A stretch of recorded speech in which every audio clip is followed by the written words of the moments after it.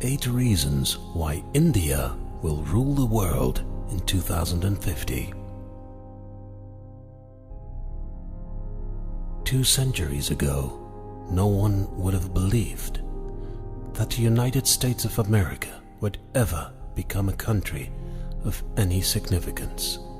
The US was no more than a troubled colony of the British Empire, torn apart by domestic controversies over slavery, later that century resulting in a devastating civil war. In 1800, the United States had a small population of about 5 million and a tiny army.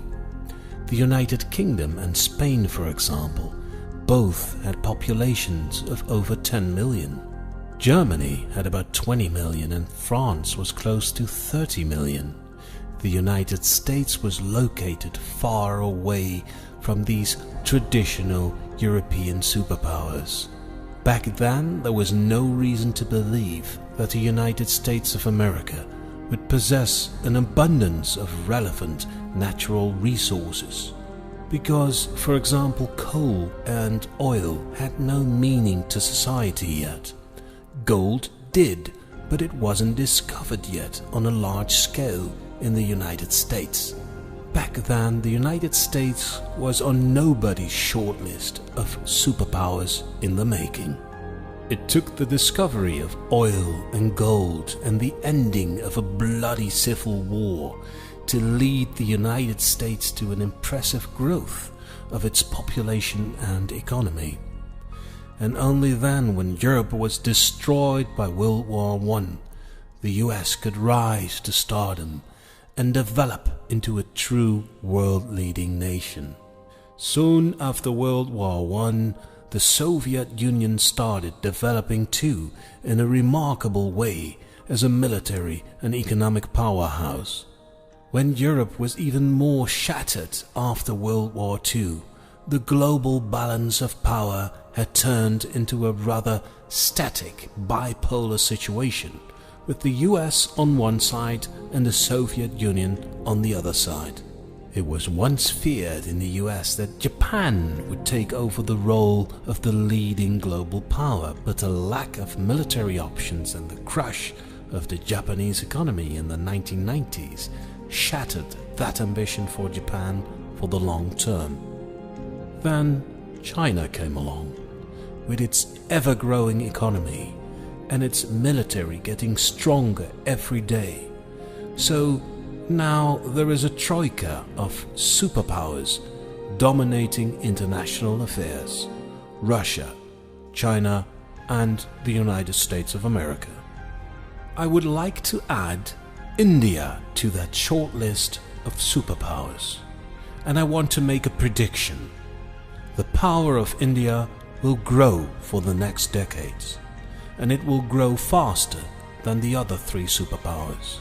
One day, perhaps around the year 2050, a moment will arrive that India is the most powerful nation in the world. No, this is not a joke. I do realize that some people who watch this video will laugh at the idea of India becoming the most powerful country in the world, but I'm serious about the possibility, and I will support my statement with 8 reasons why India will rule the world in 2050. Reason number 1. The army. With an active military of 1.4 million personnel, India has the 2nd largest army in the world.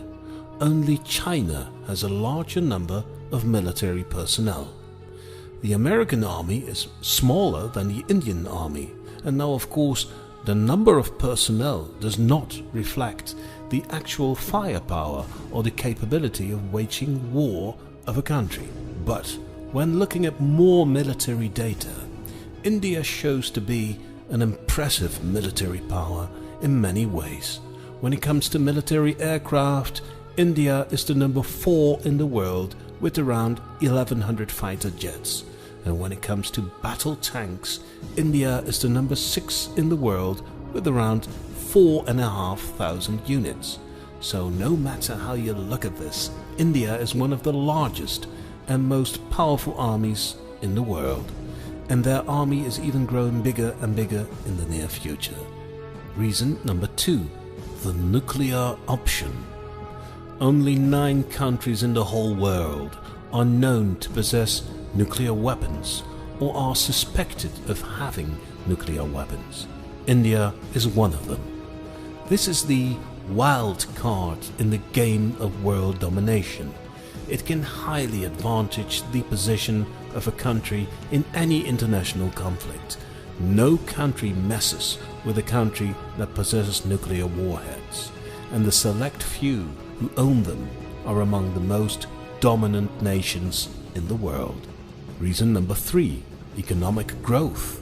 The current GDP of a country determines an important part of today's power of a country. High economic growth, however, determines an important part of the future power of countries. India is one of the very select few who have both a large current GDP combined with a very high growth rate of that GDP. The USA has a much larger GDP than India, but its growth is much less than India. Only China and India create this special league of countries with both a top 10 position in the list of largest GDPs in the world, combined with an annual economic growth of no less than 7%. It's precisely the already large size of the Indian economy, combined with its huge economic growth, that lifts its status into the superpower stardom. Reason number 4, scale. Because of its huge population, everything in India happens in a big manner. But it can go either way. If a crisis would emerge in India, for example in employment, even a 1% decline of jobs would have grave consequences. The Indian workforce consists of over 500 million people. If their employment would decline with only 1%, that would mean that more than 5 million people would lose their jobs. But when it comes to, for example, building large-scale infrastructure, India can leverage its huge population to get any job done. Its supply of manpower is virtually endless. Just like China, and India is capable of building huge projects that no other country could pull off. Reason number 5, population growth. Now the first 4 reasons are also applicable to China. China too has a huge army, a huge population, nuclear weapons, and China has a very high economic growth. So based upon the first 4 reasons, one could argue that the future power of India and China would develop along the same kind of pattern, with the big difference that China has a huge lead, making it practically impossible for India to ever come close to the dominant position that China has. But there are big differences between India and China that give India significant advantages. One of them is the population growth. Although the current populations of China and India are close to being the same, the Indian population growth is much higher than the population growth in China. The current Indian population growth is about 1.2% per year. Population growth in China is just under 0.5%, making the difference in population growth 0.7% per year, because of the previous argument being the huge scale of India.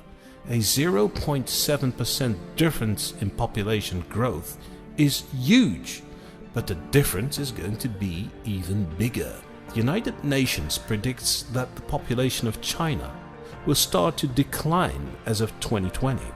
The population of India, however, is predicted to grow for the next 50 years. In 2030, according to the United Nations, the Indian population will outrank China by 112 million people.